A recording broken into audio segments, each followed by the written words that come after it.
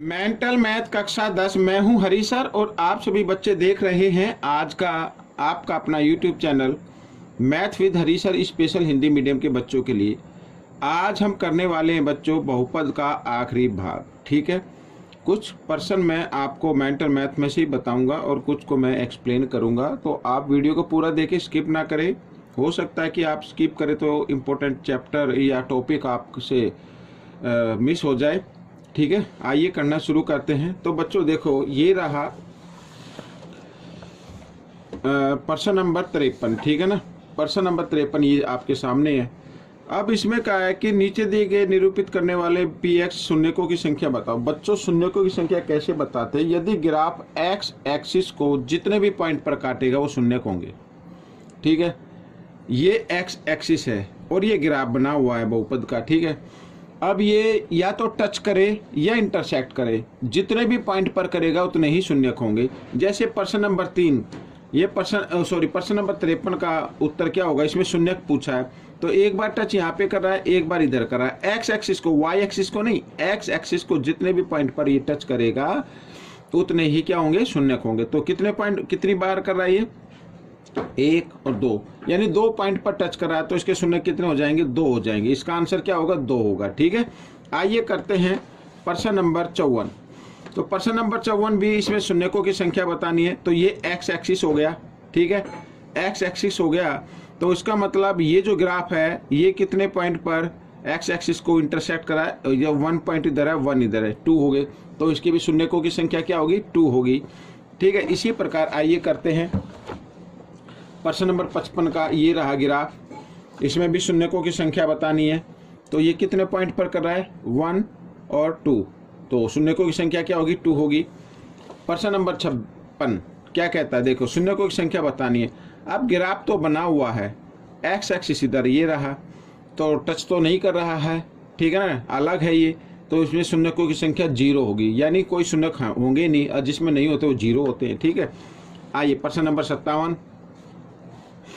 नीचे दिए गए ग्राफ में करने वाले px शून्यकों की संख्या क्या होगी? अब देखो कितनी बार ये इंटरसेक्ट कर रहा है? 1 2 3, 3 बार काट रहा है एक्स एक्सिस को, तो इसमें शून्यकों की संख्या क्या होगी? 3 होगी। ठीक है, आइए अब हम करते हैं प्रश्न 58, 59 और 60। ठीक है, ये रहा आपके सामने। अब कर लेते हैं। देखो, यदि लिखा y जमा के बहुपद, ये बहुपद का एक गुणनखंड है, तो k का मान बताओ। गुणनखंड है तो उसका मतलब बच्चों k अगर हम इसमें रखें तो इस बहुपद का जो हल आएगा निकल के वो 0 के बराबर होगा। ठीक है, आइए करना शुरू करते हैं। तो हम क्या करेंगे? y जमा k बराबर 0 के रख लेंगे और उसके बाद क्या करना है? y बराबर जमा के इधर आकर ये घटा के हो जाएगा। ठीक है, इस तरीके से ये आपको करना है। तो अब क्या करेंगे? ये जो बहुपद है मैं इसको एक बार लिख लेता हूँ।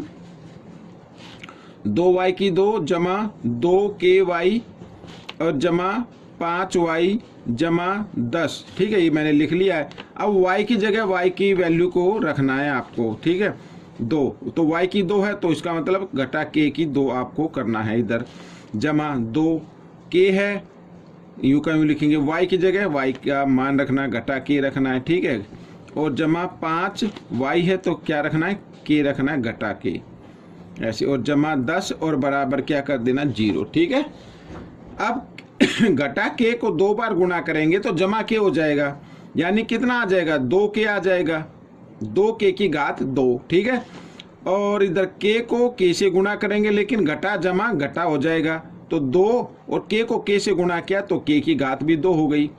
ठीक है, और घटा जमा घटा, घटा 5k आ गया और जमा 10 बराबर 0। ठीक है, ये आ गया। अब ये घटा ये जमा, घटा जमा घटा कट गए। अब घटा 5k बराबर, इस जमा 10 को लेके आओ आप दाईं तरफ ले आओ बराबर के निशान से, तो इधर जमा इधर आकर ये घटा का हो जाएगा। घटा से घटा का निशान काट देना है, k का मान निकालना है। तो 10, 5 इधर गुणा में है, इधर आकर ये भाग में आ जाएगा और फिर हम 10 को 5 से भाग कर देते हैं। ठीक है, तो 5 एकम 5, 5 दूनी 10, तो k बराबर कितना आ गया बच्चों? 2 आ गया। ये आपका उत्तर बन गया। ठीक हो गया ये प्रश्न। आइए करते हैं प्रश्न नंबर 59। क्या कहता है, देखो, यदि बहुपद t की घात 2 घटा 4t जमा 1 का एक शून्यक 2 जमा वर्गमूल 3 है तो दूसरा शून्यक बताओ। दूसरा शून्यक बताना है। माना दूसरा शून्यक ए मान लो, ठीक है, माना दूसरा शून्यक ए।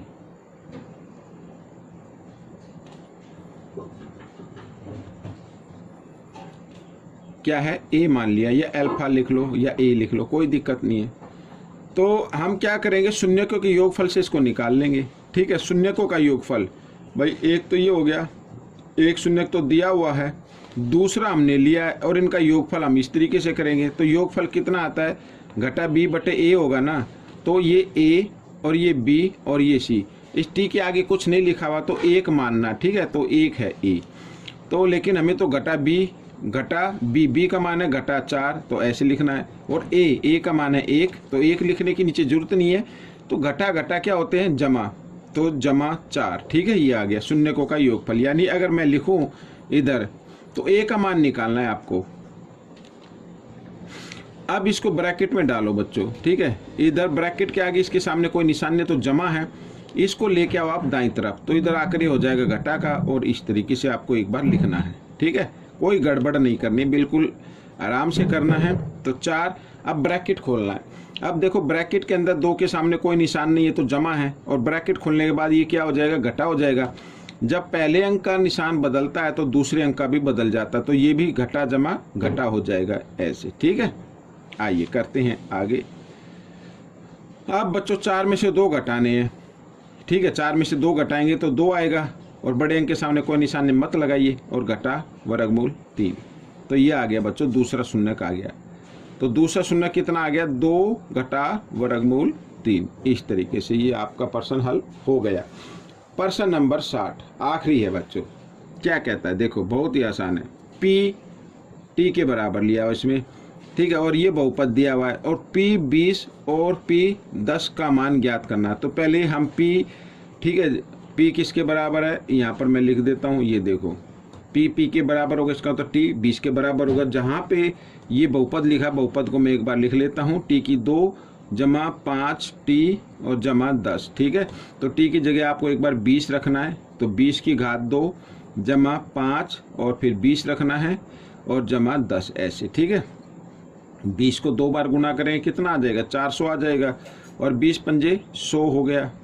ठीक है, और ये 10 हो गया, सॉरी 10, तो 510 हो गया। 400 और 100 500, और ये 10 510 हो गया।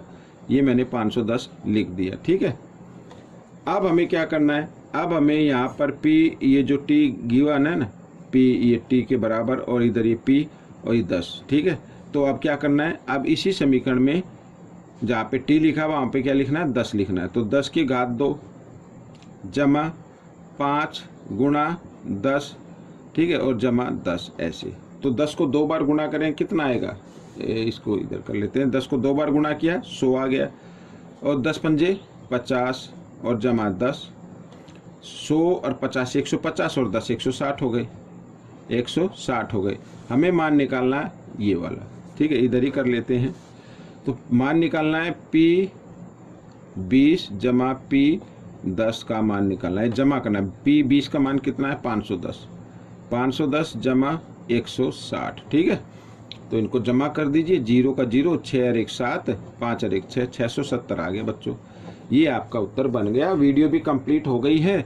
आपको वीडियो कैसी लगी जरूर बताना, और इसमें से सीखकर दूसरे को जरूर सिखाना है। प्रैक्टिस तो करनी ही है, बिना प्रैक्टिस के कुछ नहीं होगा। ठीक है ना, बिना प्रैक्टिस के तो भाई ऐसे ही होगा जैसे जिसको कुछ नहीं आता। आपकी क्लास में होंगे ऐसे कुछ बच्चे। तो बच्चों प्रैक्टिस जरूर करनी है और अच्छी रैंक लेके आनी है। ठीक है, मिलेंगे अगले भाग में। तब तक आप इस वीडियो को पूरा देखें और देखकर सीखें और प्रैक्टिस जरूर करें। वीडियो देखने के लिए धन्यवाद।